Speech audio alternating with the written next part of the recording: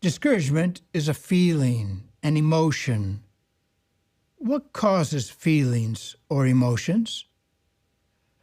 An article entitled Negative Emotions, Can You Overcome Them?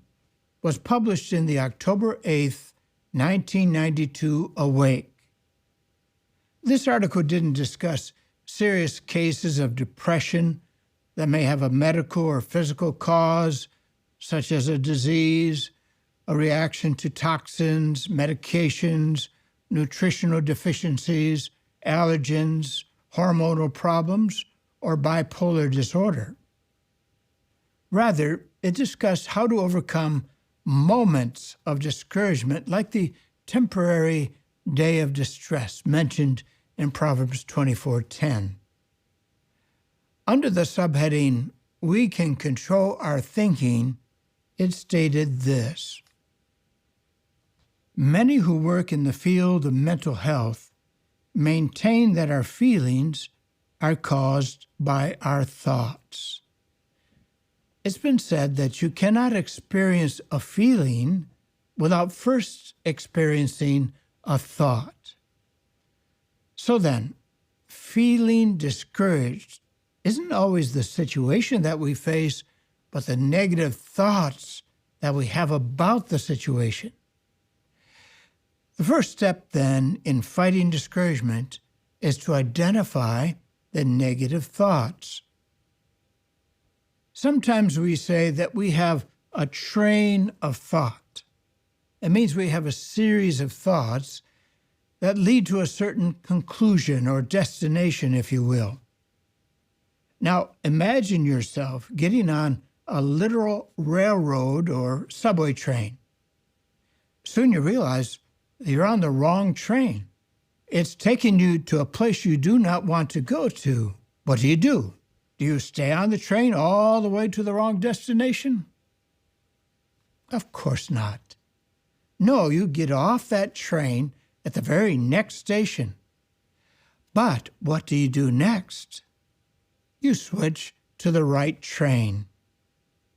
Now, figuratively speaking, if you realize that your mind is getting on a train of negative thoughts that's leading to discouragement, can you get off that train? Certainly, but you need to switch to the right train of thought that will lead you to a peaceful state of mind. That's the key. We need to replace negative thoughts with positive, upbuilding, spiritual thoughts. Yes, we need to get off the negative thought train and get on the positive thought train. Destination happiness. Wow. Well, it's worth remembering that this is supposed to be spiritual food. You know, you can forgive a lot. You can forgive someone like Patrick LaFranca just spouting utter ignorance on mental health and suggesting that Jehovah's Witnesses should police their thoughts and should just identify negative thoughts and get rid of them. You can forgive an ordinary person for giving such simplistic, completely inadequate advice that overlooks the complexities of the human mind, overlooks mental health issues and depression. Yes, he gave a bit of a disclaimer earlier about mental health and about how he's only talking about momentary discouraging thoughts. But define momentary. A moment can last a long time, and a moment can be repeated. A discouraging or negative thought can occur again and again and again, and who's to say it isn't linked to underlying depression? This, unfortunately, is yet another case, and we see it time and time again. A notable example that I'm thinking of is a JW Broadcasting episode that was fronted by Ron Curzon. If Tibor is gracious, a thumbnail will appear here. Every now and then, the organisation just goes barreling into this incredibly nuanced, complicated field of mental health. And they always get it wrong. And in my view, they always get it wrong because they're doing it for completely the wrong reason. Patrick LaFranca, again, is not interested in how happy you are or in how happy Jehovah's Witnesses are. He's not interested in getting every single Jehovah's Witness off the sad train and putting them on the happy train. He is purely interested. The motivation behind this talk is to stop Jehovah's Witnesses from feeling negative about their beliefs. That's what this is all about. He said as much in his previous comments. And when you're approaching a subject like mental health for the wrong reasons, of course your advice is going to be not just silly, not just inadequate, but quite frankly, reckless and dangerous. We can change how we think. And because we're imperfect, we have to make these changes continuously. It's not a losing battle. Jehovah has given us powerful weapons to help us make our minds move in the right direction. His powerful word, His mighty Holy Spirit, the power of prayer, and healthful spiritual food from His organization. Again, that's what it's all about, isn't it? Making sure you're sticking close to Jehovah's organization and the spiritual food it's providing. That's what Patrick LaFranca is really concerned about. He's not really interested in anyone's mental or emotional well-being. He is interested in crushing any negative thoughts that might lead someone away from the Jehovah's Witness religion. And he's doing this by, quite frankly, guilting people over what's going on in their brain.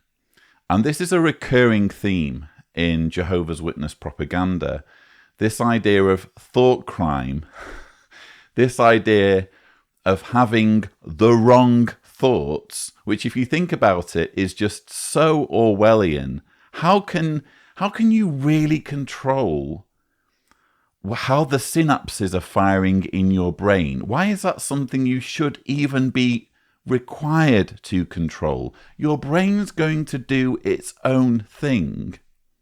And to suggest that followers of an entire religion should have mastery over their brains so that they cut out any thoughts that are determined by a group of religious leaders to be wrong or negative is, in my view, not just grossly inappropriate and Orwellian, it's also dangerous because this can lead to a guilt complex where if someone is struggling with depression or is struggling with anxiety for clearly defined reasons because of having discouraging thoughts, as Patrick LaFranca puts it, this individual might be tempted to think, well, the problem is with me because I'm not switching trains. I'm not getting off the negative thought train and switching onto the positive thought train in time. So the fact that my brain is still dwelling on this issue, which seems to be quite important to me, but maybe it shouldn't be, the fact that my brain is still dwelling on this issue and I don't have mastery over these thoughts means that there's a problem with me. And then what you're doing is, on top of the depression, on top of the anxiety, you're also adding on a guilt complex. That's why this advice from Patrick LaFranca isn't just silly and inappropriate, it's actually dangerous.